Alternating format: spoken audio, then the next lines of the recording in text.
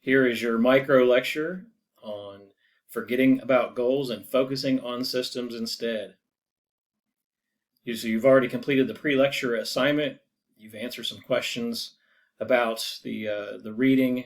And so some key terms to be aware of before we start are systems, outcomes, process, goals, and of course, SMART goals.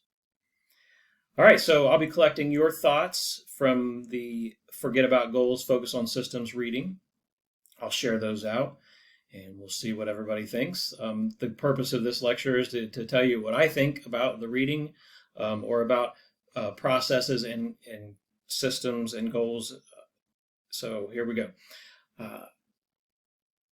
So I think that most of us are conditioned to set outcome goals because when I think about outcomes, Instagram comes to mind because that's what Instagram is. It's an outcome.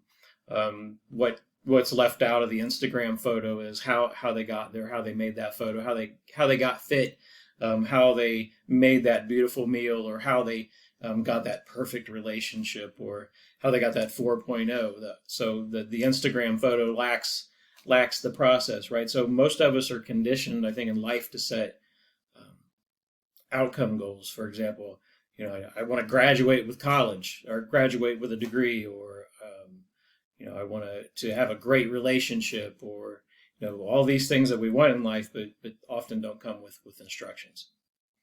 So again, this reading talks about the idea of maybe not focusing on goals so much as focusing on systems. And we have systems for everything that we do in our life, and I think by now you've figured that out, or you've acknowledged the systems that you need in order to get through the day.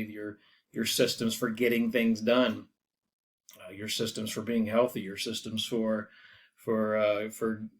just about anything in life. So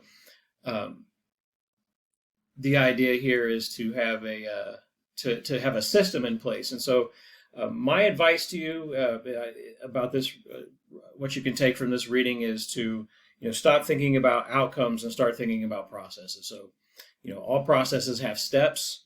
So when you say, I want to manage my time better, what you should think about are what steps do I need to create in order to manage my time better. That's what we're looking at. We're looking at the steps, not the outcome.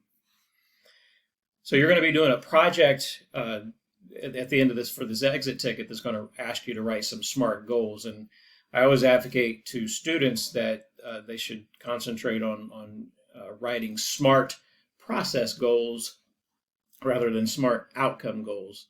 And so our next task here, hopefully, will put this issue in more light as you transition into your motivation and goals project. So the next task is here. So I've listed a bunch of common SMART outcome goals. And so your task is to just choose 2 of them and rewrite them as process goals. So if you take a look at this list, there's not anything on here that I probably haven't said myself at one time or another, especially the financial part of it. I've played catch up almost all my life. I finally get my bills paid off, and maybe up until recent few years ago is when I finally put a financial system into place that I wouldn't always be just saying to myself at the end of the month, man, congratulations for getting all your stuff paid. So just as an example, so my system was to create a financial system, not pay all my bills.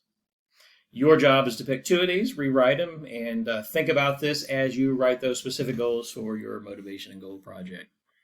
All right, good luck.